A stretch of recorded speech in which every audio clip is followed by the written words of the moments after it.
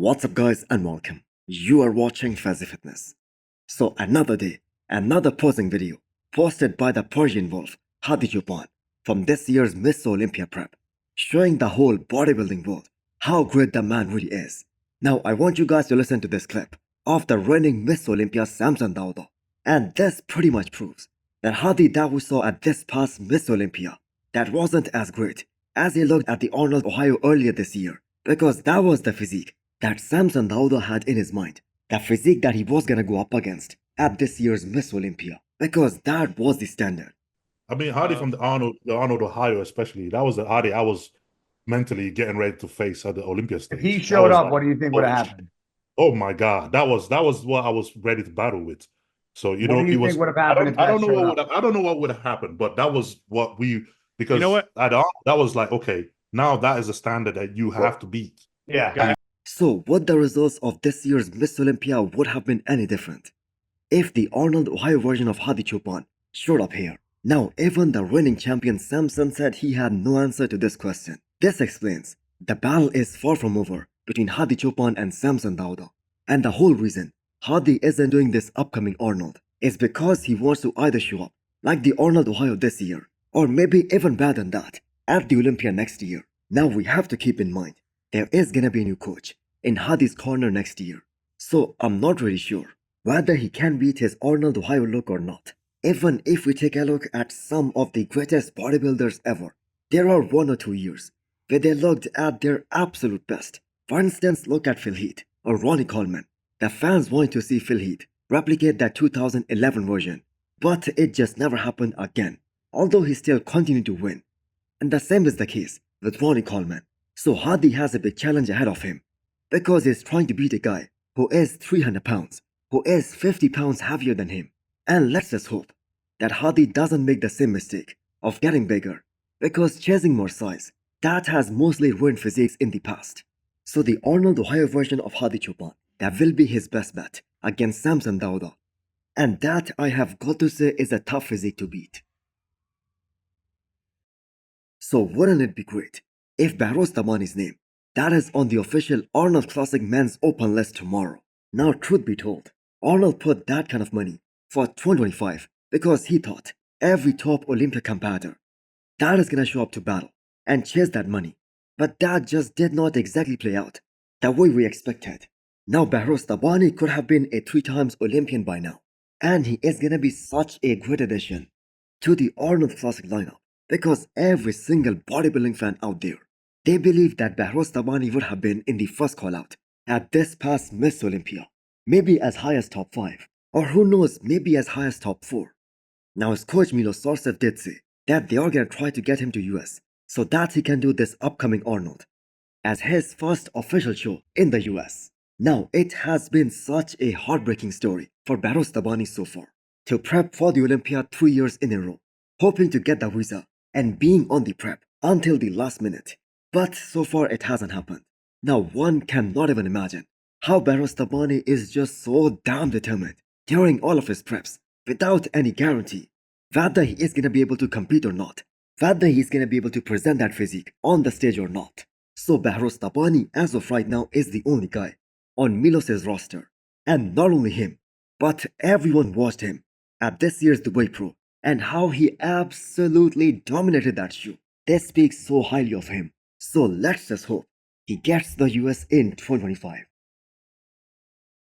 So some of you guys must have seen this picture of Artur Martinu, or Artur Marcinkevich, the Russian amateur bodybuilder who shocked so many people with his insane proportions and that unreal symmetry. So there are mixed opinions about his physique, with some people claiming that his pictures are photoshopped, but there are videos of him on the stage displaying those unreal proportions, proving that the man is legit. He has those amazing round muscle bellies that just catch everyone's eyes, very well developed abs, which makes his front shots more appealing, and his look actually gives you an impression of a Russian villain, which is so cool as well. Now as far as people claiming that he is gonna be the next Chris Bumstead, I think that is just fans reaching a bit too far. Now he has great potential for sure, but let's just see how much improvements he can make in his legs and in his back. The back specifically, I have got to say, looks severely lacking. Now, if he does develop more outer quad sweep on his quads, I think his front double biceps and the front lat spread, that is just gonna be lights out. Now, he wasn't able to win the super heavyweight category in this most recent competition, and the biggest reason was his back. Now, if I'm not mistaken, he's a tall guy, over 6 feet tall. So let's just see if he can turn pro in the IFBB Pro League in the future and potentially compete in Classic Physique Miss Olympia. The reigning 2 times 212 Olympia champion not only confirmed that his ultimate goal, that is stepping on the men's open bodybuilding stage and potentially fight for the Miss Olympia title. I want more thickness in my upper chest, and I want more thickness in my upper back. My goal is to do open in the future, so I have to train like open. And you better believe that if there is gonna be another man to hold both the 212 as well as the men's open title in the future, that is gonna be none other than Keon Pearson, because everything about his physique, that speaks greatness. Now, Keon also gave a timeline on where his mind is and how long he's gonna wait before he plans to do an open show, and that is gonna be at least another 3 years. I have to bring up these body parts to be able to compete with these guys in the open. And by any means, I won't be in open until another 3 years. But my mindset is open, so I can grow these body parts. So I think by the time he enters a men's open Olympia, he is gonna be a 5 times 212 Olympia champion. Because no disrespect to any of the other guys in the 212 division who are chasing him at the moment, no one at this past Miss Olympia dominated their respective division the way Keon Pearson did. And there is already just so much gap between him and the guys who are placing second and third.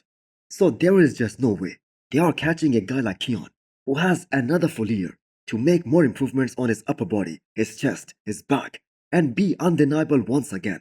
And considering the fact Keon weighed only 200 pounds on the stage this year, so another 3 years in that same class, that will allow him to fully exhaust that weight limit. And Keon has such insane genetics that another 10 pounds on that kind of frame, that will make him look like over 240 pounds.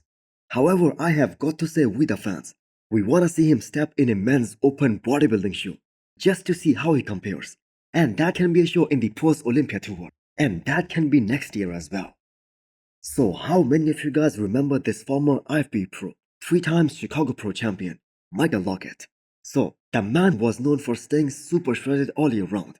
And those insane genetics are still shining, even years after his retirement. Now he did downsize a lot compared to his prime when he was competing, but the man is still so round and so ripped. So with the insane upper body genetics that Lockett had, we cannot even imagine how high he would have placed at the Olympia level if only he had better legs. So he was in some sort of an accident, so he just never trained his legs to his limits after that incident. While winning Chicago Pro, beating guys like Sergio Oliva Jr., Charles Griffin, and so many others, that speaks so much about his potential. So the inability to improve his quads, that became one of the major reasons for his retirement. For some bodybuilders, it's very hard to look back at their size in their prime, and if you scroll through Michael's IG, you won't find a single picture of him from his competing days. So hit the thumbs up button if you liked the video, and smash the subscribe button if you wanna come back for more. Thanks for watching.